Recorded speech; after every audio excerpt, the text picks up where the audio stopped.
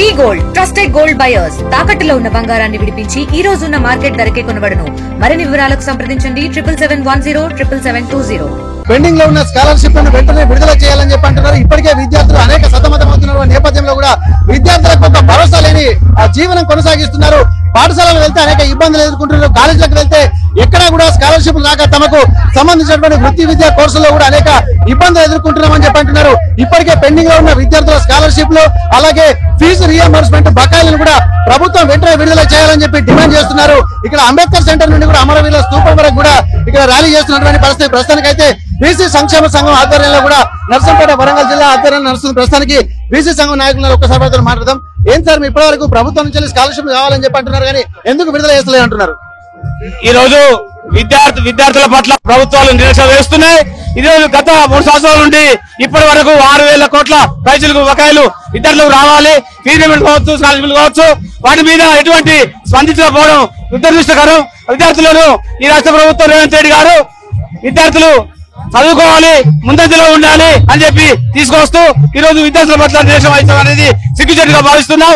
వెంటనే విద్యార్థుల స్కాలర్షిప్లు విడుదల చేయాలని చెప్పి బీసీ విద్యార్థి సంఘం, బీసీ సంక్షేమ సంఘం వరంగల్ జిల్లా తరఫున మేము కోరడం జరుగుతుంది.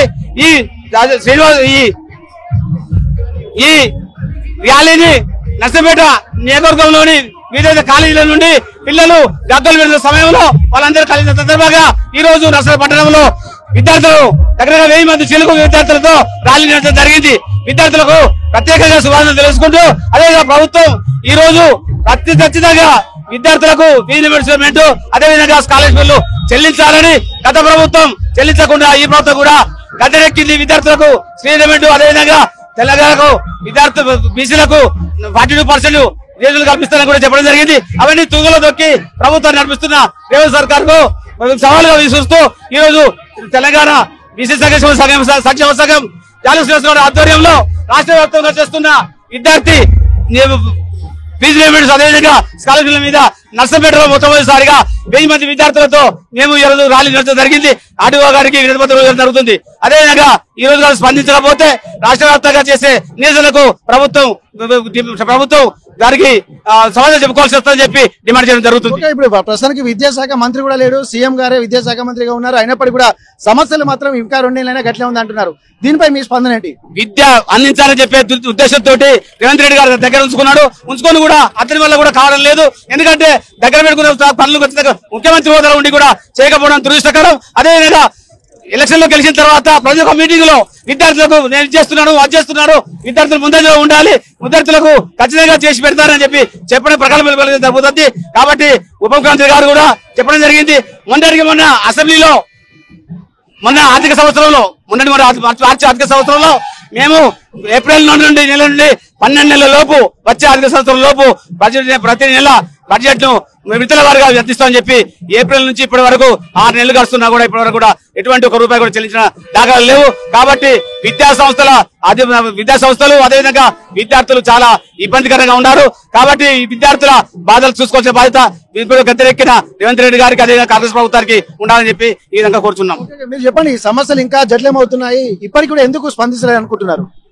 79 సంవత్సరాల స్వతంత్ర భారతంలో ఒక మనిషికి కావాల్సినటువంటి కనీస అవసరాలైనటువంటి విద్యను వైద్యాన్ని కూడా ఇంకా మాకు ఇవ్వాలని చెప్పేసుకున్నటువంటి అడుక్కునే స్థితిలో ఈ భారతదేశంలో ఉన్నటువంటి విద్యార్థులు ఉన్నందుకు ఒక పక్క చింతిస్తూ గత 3 సంవత్సరాల నుండి 72,000 కోట్ల 7,200 కోట్ల రూపాయలను పెండింగ్ లో ఉంచి కనీసం విద్యార్థులకు బలహీన వర్గాల పిల్లలకు ఉన్నతమైన చదువులను దూరం చేస్తున్నటువంటి ప్రభుత్వాన్ని ప్రశ్నించాలనే సంకల్పంతోనే ఈ రోజు ఇంతమంది విద్యార్థులు ఏకమై స్వచ్ఛందంగా వాళ్ళు మాకు ఉన్నత విద్య కావాలి, మేము భవిష్యత్తులో ఎన్నో సాధించాలనుకుంటున్నాం, కాకపోతే మాకు బలహీన వర్గాల పిల్లలను ఇప్పుడే మా చదువును నిర్వీర్యం చేస్తూ మాకు ఉన్నతమైనటువంటి స్థానాలను కల్పించడంలో విఫలమవుతున్నటువంటి ఈ ప్రభుత్వాన్ని త్వరలోనే మేము తగిన బుద్ధి చెప్తామని చెప్పేసి విద్యార్థులు ఏకపక్షంగా నిర్ణయం తీసుకున్నటువంటి సందర్భం ఇది.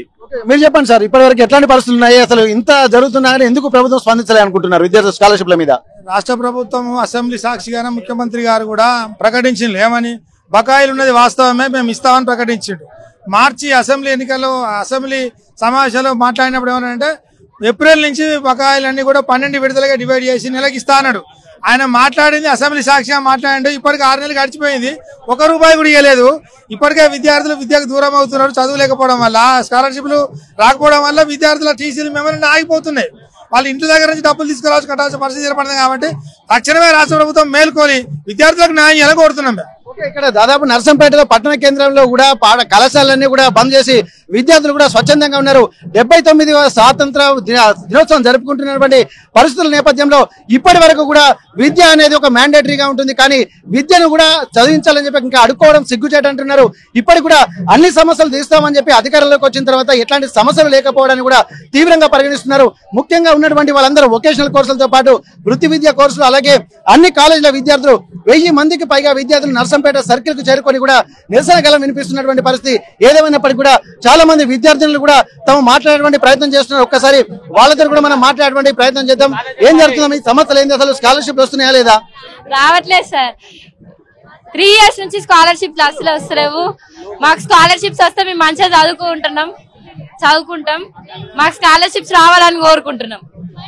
భవిష్యత్తు మీద ఎంతో భరోసా పెట్టుకుంటున్నారు. ఆర్థికంగా ఉన్నటువంటి వెనుకబడినటువంటి వర్గాలే ఎక్కువగా ఉంటున్నప్పుడు ఇక్కడ ఎంతో సపోర్ట్ చేయాల్సినటువంటి ప్రభుత్వాలే విద్యకు తమని దూరం చేసేటువంటి ప్రయత్నాలు అయితే కనిపిస్తున్నాయి. కానీ దీని వల్ల కూడా ముందుకు వెళ్లాల్సినటువంటి డాక్టర్లు, ఇంజనీర్లు, అలాగే ఎంతో మంది ఉన్నతాధికారులు కావాల్సినటువంటి కళలు కన్నటువంటి తమకు మాత్రం ఇక్కడ ప్రాథమిక విద్య నుండి కూడా ఉన్నత విద్యలోకి వెళ్తున్నటువంటి దశలో ఇది క్రియాశీలక పరిణామం. ఎందుకంటే ఇంటర్మీడియట్ నుండి ఉన్నత చదువులు చదువుతున్నటువంటి క్రమంలోనే కాంపిటేటివ్ ఎగ్జామ్స్ కానీ వృత్తి ఉద్యోగాల్లో కానీ వెళ్లేటువంటి అవకాశం ఉంటుంది.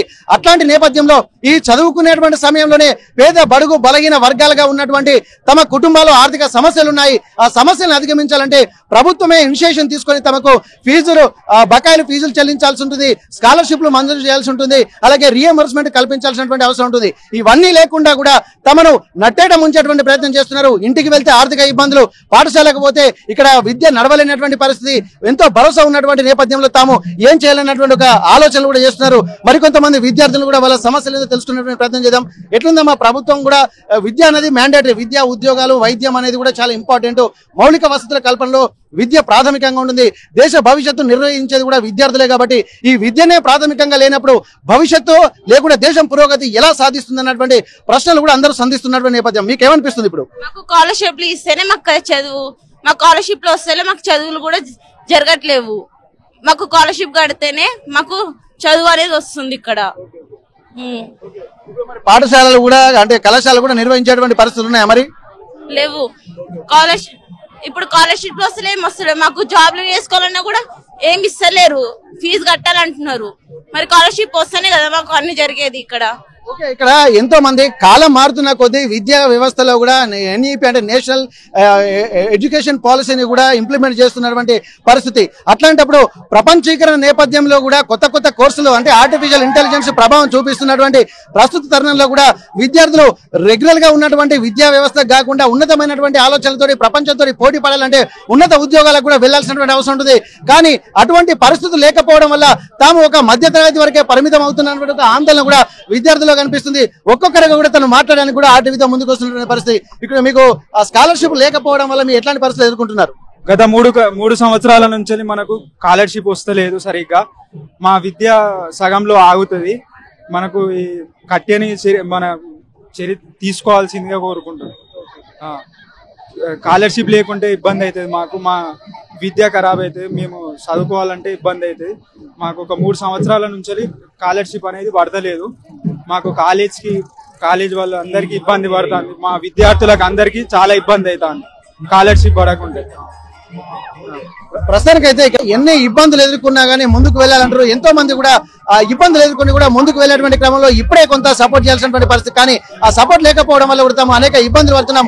వెంటనే ఫీజు బకాయిలను వెంటనే చెల్లించాల్సి ఉంటుంది, స్కాలర్షిప్లు మంజూరు చేయాల్సి ఉంటుంది, ఫీజు రియంబర్స్మెంట్ చేయాలనేటువంటి ఒక విజ్ఞప్తిని కూడా ప్రభుత్వానికి చేస్తున్నటువంటి పరిస్థితి. నర్సంపేట సర్కిల్ నుండి కెమెరా పర్సన్ వంశీతో వెంకటరత్నం, RTV వరంగల్. తెలుగులో న్యూస్ కి ఫాస్టెస్ట్ యాప్ ఇప్పుడు టోటల్లీ న్యూ అవతార్లో. జస్ట్ 5 seconds లో కంప్లీట్ న్యూస్. సోషల్ మీడియాలో ట్రెండ్స్ కి one stop solution. Live TV app voice search option తో ఇప్పుడే డౌన్లోడ్ చేయండి లేదా అప్డేట్ అయిపోండి. యాప్ లింక్ డిస్క్రిప్షన్ లో ఉంది.